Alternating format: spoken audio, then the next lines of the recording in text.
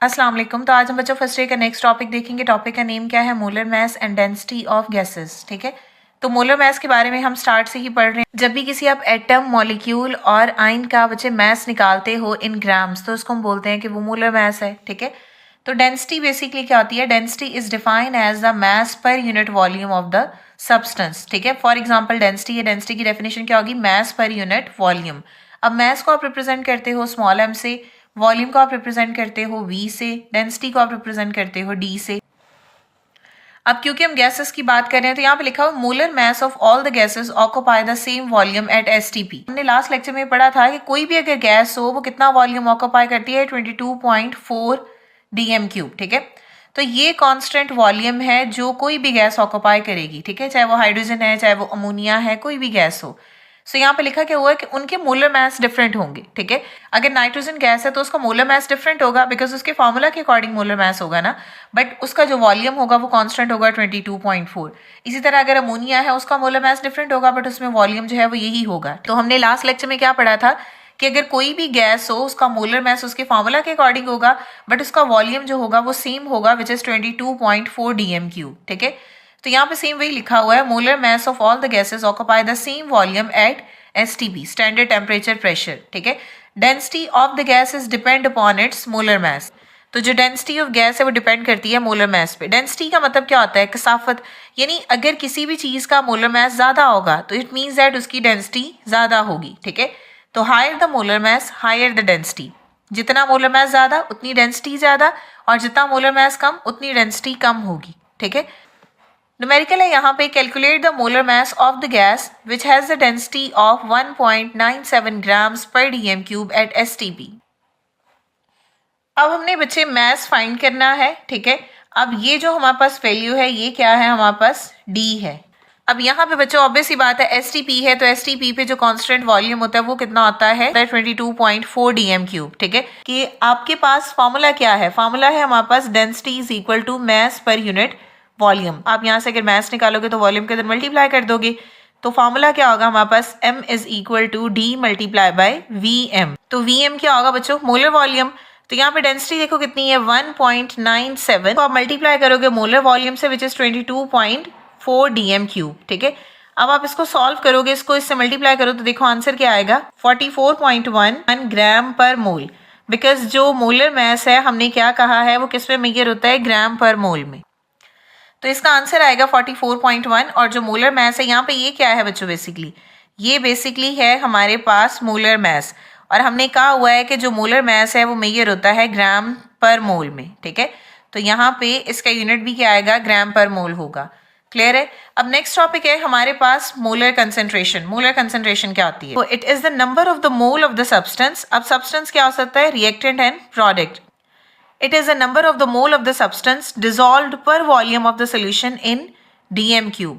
यानी number of mole of the substance जो dissolve होगा एक dm क्यूब सोल्यूशन में, उसको हम बोलेंगे वो है molar concentration.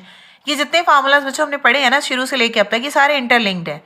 And molar concentration of the solution is given as mole per dm cube. Molar concentration of solution को हम किस में लिखते हैं? मोल पर dm क्यूब में। जो डेफिनेशन है उसी को हमने यहाँ पे लिखा हुआ है। ठीक है, तो आप देखो यहाँ पे mole of the substance dissolve in dm cube. ठीक है, तो सेम इधर भी ऐसे ही है, molar concentration of the solution is given as a mole per dm cube. Clear? Next बच्चों यहाँ पे रिलेशनशिप बताया हुआ है फॉर्मूला में, relationship between the number of the moles. Number of the moles का मतलब क्या है बच्चों? यहाँ पे n and the molar concentration. Molar concentration को हम रिप्रेजेंट करते हैं c के साथ। ठीक है, तो रिलेशन क्या होगा? That n is equal to c multiply by v। अब यहाँ पे n क्या है? ये है बच्चों नंबर ऑफ मोल्स। ठीक है, और यहाँ पे v क्या है? v है वॉल्यूम ऑफ सॉल्यूशन। ठीक है, और इसी तरह बच्चों जो यहाँ पे ये c है, ये c क्या है? ये है मोलर कंसेंट्रेशन। क्लियर? तो यहाँ पे जो रिलेशन आएगा वो क्या आएगा? That number of moles is equal to c multiply by v, यानी molar concentration multiply by volume of solution. तो आप इस फॉर्मूला से मोलर कंसेंट्रेशन निकाल सकते हो। वॉल्यूम इधर मल्टीप्लाई हो रहा है, इधर जाके डिवाइड हो जाएगा, तो c is equal to n over v, और जो वॉल्यूम है वो dm क्यूब में होना चाहिए। क्लियर है? तो C का मतलब है मोलर कंसंट्रेशन, V का मतलब होता है वॉल्यूम ऑफ सॉल्यूशन और N बोलते हैं हम नंबर ऑफ मोल्स को। अब शुरू से लेके अब तक हमने जितने नंबर ऑफ मोल्स को फाइंड करने के लिए फार्मूलाज हमने पढ़े हैं ना, उन फार्मूलाज को यहाँ पे समराइज करते हैं। क्लियर है? अगर आप नंबर ऑफ मोल जो है वो किसी भी सॉलिड कंपाउंड के फाइंड करोगे तो उसके लिए आपके पास फार्मूला क्या होना चाहिए? मास ओवर मोलर मास। ठीक है, अगर कोई भी गैस है आपने उसके नंबर ऑफ मोल्स फाइंड करने हैं तो उसके लिए फार्मूला क्या होगा? Volume over molar volume. ठीक है, मेन फार्मूला सेम होगा बट आपने जो है वो वर्ड यहाँ पे चेंज कर देना है। सॉलिड के लिए वर्ड यूज होता है मास का because it is measured in a gram. इसी तरह अगर कोई गैस होगी तो उसको आप मेजर करते हैं सीएम क्यूब में, तो उसके लिए आप वर्ड यूज करते हो वॉल्यूम का। ठीक है, तो जनरल आपके पास फार्मूला का मेन कॉन्सेप्ट सेम ही होगा बट आपने से वर्डिंग चेंज कर देनी है।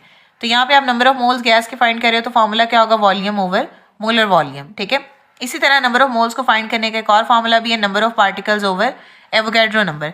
अब यहाँ पे ये जो पार्टिकल्स हैं, इस पार्टिकल्स का मतलब है यहाँ पे बच्चों एटम भी हो सकते हैं, यहाँ पे जो है वो मॉलिक्यूल्स भी हो सकते हैं और यहाँ पे आइंस भी हो सकते हैं। तो कलेक्टिवली इस टर्म को हम पार्टिकल्स बोलते हैं। तो number of particles over Avogadro number, और एवोगैड्रो नंबर की कांस्टेंट वैल्यू होती है 6.02 इंटू 10⁻23। इस तरह नंबर ऑफ मोल्स फाइंड करने का एक और फार्मूला भी है, molar concentration multiply by volume in DM cube. अब बच्चों ये 4 फार्मूलाज हैं जिससे आप नंबर ऑफ मोल्स फाइंड कर रहे हो। तो जब भी आपको न्यूमेरिकल आएगा आपने ये देखना है कि आपके पास स्टेटमेंट में क्या चीजें गिवन है। अकॉर्डिंग टू स्टेटमेंट आपने इन चारों में से फार्मूला लगाना है जो उस स्टेटमेंट के अकॉर्डिंग सूटेबल होगा। क्लियर है? तो इसके बाद बच्चों इसी का न्यूमेरिकल है 4.10। नेक्स्ट न्यूमेरिकल है हमारे पास 4.10, calculate the molar concentration of the substance containing 27.64 gram of the potassium carbonate dissolve in 1 DM cube of a solution. तो सबसे पहले आइडेंटिफाई कर लो हमारे पास चीजें क्या क्या हैं। ठीक है, calculate the molar concentration. Molar concentration means हमने बच्चों C फाइंड करना है। ठीक है, 27.64 क्या है? ये है बच्चों हमारे पास मास। ठीक है, इसके अलावा हमारे पास फार्मूला है, हम इस फार्मूला से क्या निकाल सकते हैं? इस फार्मूला से हम मोलर मास निकाल सकते हैं। ठीक है, और दूसरा 1 डीएम क्यूब है तो मीन्स हमें वॉल्यूम भी गिवन है। क्लियर है? क्लियर है? तो सबसे पहले हमने स्टेटमेंट में आइडेंटिफाई कर लिया कि हमारे पास क्या क्या चीजें हैं। अब इसका मतलब है कि फार्मूला यही लगना है बच्चे, ये वाला C is equal to N over V। लेकिन अब हम यहाँ पे देखेंगे क्या N ओवर V हमारे पास है? वॉल्यूम तो हमारे पास है लेकिन हमारे पास नंबर ऑफ मोल्स नहीं है। लेकिन एक चीज आपको पता है, नंबर ऑफ मोल्स आप इन चारों फार्मूला से फाइंड कर सकते हो। और यहाँ पे हमारे पास मास है और मोलर मास है, तो देखो ये वाला फार्मूला लग सकता है। तो पहले आप नंबर ऑफ मोल्स फाइंड करोगे फिर आप मोलर कंसंट्रेशन फाइंड करोगे। ठीक है, तो सबसे पहले आप स्टेटमेंट में देखो आपके पास क्या है, मास ऑफ पोटेशियम कार्बोनेट कितना है जो दिया हुआ है? 27.64 ग्राम। ठीक है, अब क्योंकि फार्मूला गिवन है तो हम मोलर मास निकाल सकते हैं। तो यहाँ पे क्या होगा? Molar mass of potassium carbonate. ठीक है, तो बच्चे ये आपने सॉल्व कर लेना है। हम लास्ट जितने भी न्यूमेरिकल हैं उन सब में सॉल्व करते हैं। तो आपने क्या करना है कि इन मैसेज को सबको जो है वो प्लस करना है। अब फॉर एग्जांपल आपके पास पोटेशियम यहाँ पे 2 है तो पहले पोटेशियम के मास को 2 से मल्टीप्लाई करना है, फिर इसका जो मास आएगा उसको कार्बन के मास से प्लस कर देना है। फिर यहाँ पे ऑक्सीजन 3 है तो 3 को उसके इंडिविजुअल मास से मल्टीप्लाई करना है फिर प्लस कर देना है। ठीक है, यानी आपने इन सबके मैसेज लिख के इनको समअप कर देना है। तो यहाँ पे मैंने फाइनल आंसर लिख दिया 138.2 ग्राम पर मोल। क्लियर?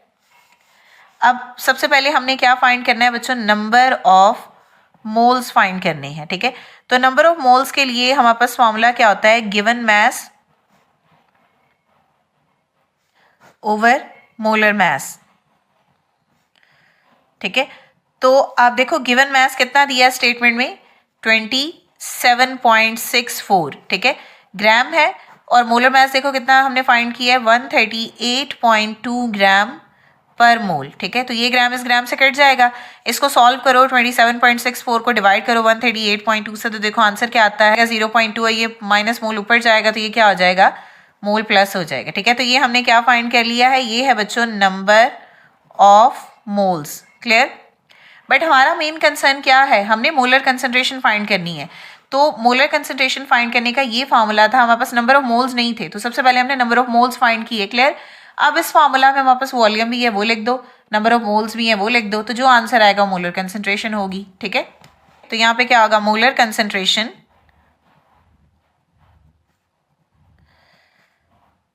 इज इक्वल टू क्या आएगा हमारे पास? क्या होती है? Number of moles divided by volume in DM cube. ठीक है, तो अब आप देखो नंबर ऑफ मोल्स कितने हैं बच्चों? अभी हमने फाइंड किए 0.2। ठीक है, और वॉल्यूम यहाँ पे कितना है? वॉल्यूम है 1 डीएम क्यूब। तो यहाँ पे लिखेंगे हम 1 dm क्यूब और ऊपर यहाँ पे लिख देते हैं मोल। डिवाइड करोगे तो ये 0.2 ही आएगा, ऊपर मोल जो है वो एज इट इज रहेगा, डीएम क्यूब ऊपर जाके क्या हो जाएगा, माइनस हो जाएगा। तो ये हमारे पास बच्चों फाइनल आंसर आ गया है मोलर कंसंट्रेशन का। क्लियर? तो ये था बच्चों आज का हमारा टॉपिक। आई होप कि आपको क्लियर हो गया होगा। अगर स्टिल कोई भी क्वेश्चन है तो आप कमेंट कर सकते हैं। नेक्स्ट वीडियो तक के लिए अल्लाह हाफिज।